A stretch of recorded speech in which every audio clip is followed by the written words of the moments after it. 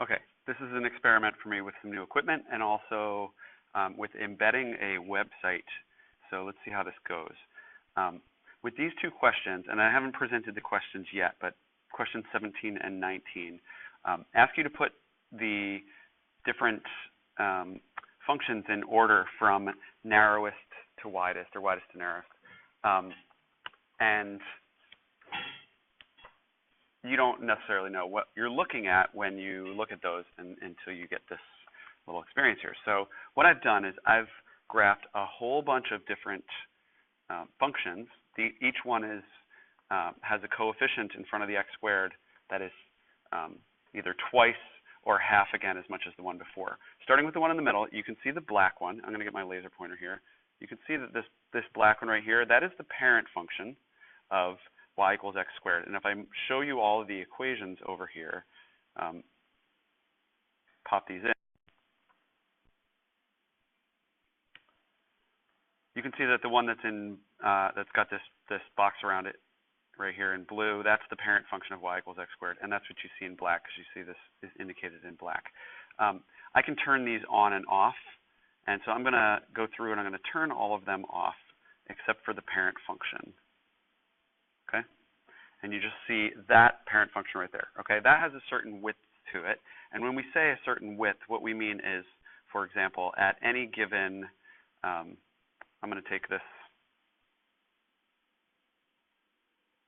y value of 4 right there, y equals 4. Okay, our function has a certain width to it, and you can see that if you followed that down from those points, it would go from -2 to 2. So it's 4 units wide at that y equals 4. Okay.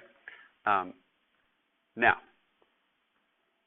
what we're trying to figure out is what happens when we manipulate the coefficient, the number in front of x squared. So what I'm going to do now, I will delete that little line that I put there, but and actually, no, I'll leave it there, because watch, when I turn on the next function, y equals 2x, which is now got a coefficient of 2, you can see that compared to the black parent function, this one, this purple function, y equals 2x squared, is actually narrower.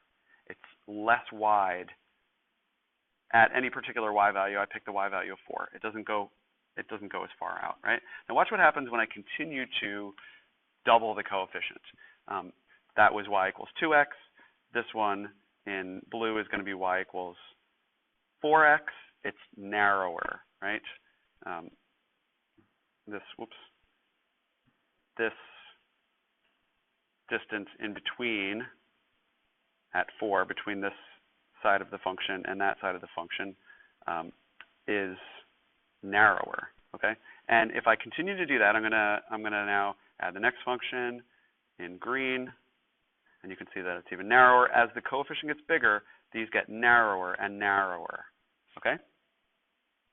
Now, what I want to do is I want to turn these off for a second, and I want to then say, what happens if we were to cut it in half? Let's say we go 1/2 of x squared. Okay, we're making the coefficient be smaller, closer to 0. If we turn that on, you see it's wider. What about 1/4, 1/4 x squared? That's an even smaller number, closer to 0. It's even wider, even wider, even wider, even wider. Okay, as the coefficient gets smaller and smaller, closer to 0, the function widens out. And again, if I then put the original ones back up where we were doubling it, you can see they're getting narrower and narrower and narrower and narrower, narrower and narrower. Okay, right?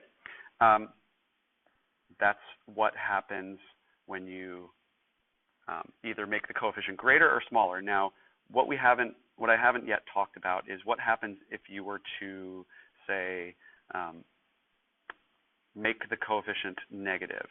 So I'm going to leave the parent function on, and I'm going to shut off all but the two most extreme ones here in red. Okay.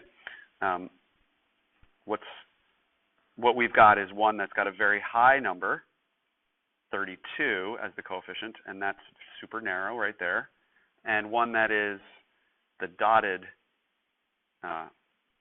red line. Oops, sorry about that. Still learning this program.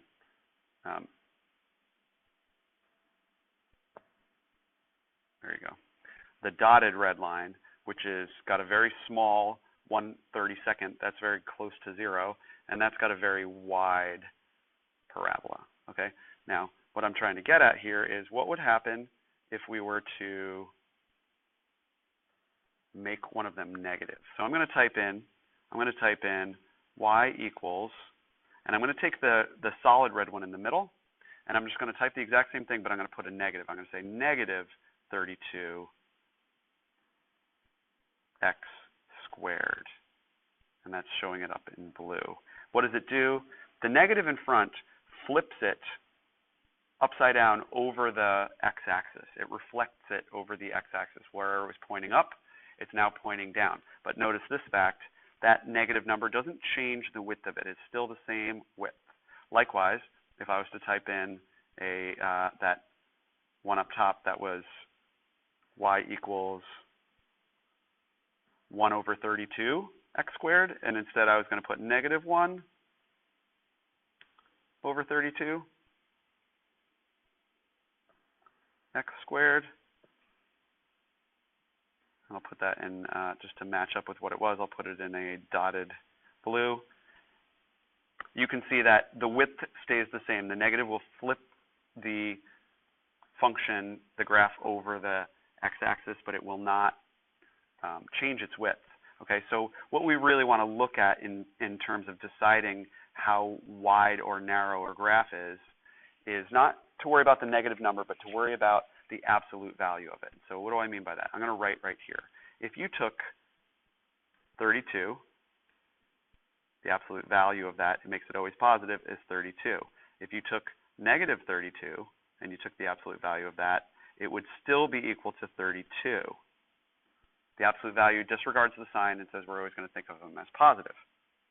So if we're looking at the numbers, what we're saying is forget about the sign and just look at the number itself and say numbers that are closest to 0 and numbers less than 1, like a fraction, will be very close to 0, right? Those will be wider and wider and wider. And there's a very good reason for that. Let me erase this. Okay, and I'm going to shut all of them off except for one that's pretty close to the x squared term that we're doing. So I'm going to pick 2x squared, and let's highlight it. Okay.